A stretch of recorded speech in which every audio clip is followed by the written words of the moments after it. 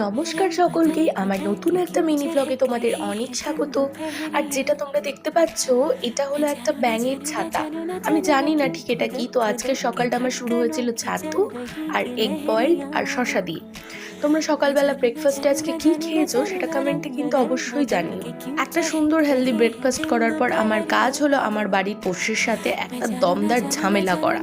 তো সেটাই করে নিচ্ছিলাম। আর এইদিকে মা রকিকে দুপুরের 12টার খাবার খাইয়ে দিচ্ছিল, যেহেতু গরম পড়েছে ও একা একা খেতে পারে না।